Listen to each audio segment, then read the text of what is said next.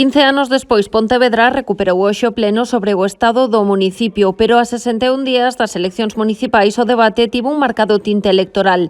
Nas súas intervencións, Miguel Anxo Fernández Lores repasou as actuacións realizadas nos últimos 4 anos e acusou a oposición de non ter propostas para a cidade.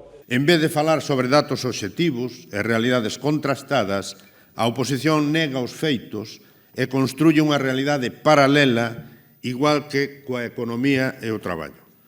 Porque teño que lembrar que neste mandato as actuacións e investimentos foron os máis potentes e numerosos de toda a historia. Propostas construtivas, ningunha.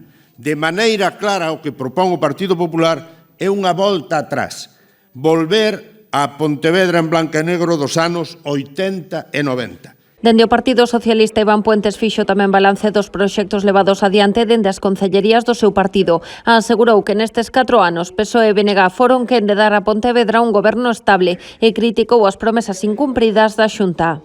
Con erros, con eivas e con cuestións a mellorar e retos que aínda temos por diante, foron aínda así 4 anos positivos e 4 anos de avance para a cidade de Pontevedra. Foi traer a esta sesión plenaria a pantomima e o circo de Abascal e de Tamames da sesión plenaria para a moción de censura do Congreso dos Deputados a semana pasada. Pola súa banda, o líder do Partido Popular ofreceu un discurso diametralmente oposto. Aproveitou as súas intervencións para criticar proxectos e políticas do goberno bipartito. A sociedade nas rúas, a falta de seguridade cidadá, o abandono dos barrios e das parroquias ou os impostos elevados foron algúns dos puntos nos que se detivo Rafa Domínguez. Los veo muy perdidos. Venir aquí a 2 meses de las elecciones a un debate del estado del municipio a criticar al señor Domínguez en vez de hablar de las propuestas de Pontevedra, lo que denota es que o están ustedes muy perdidos o están ustedes muy preocupados. El Lores del año 99 le diría, sin duda, a Lores de Reina Victoria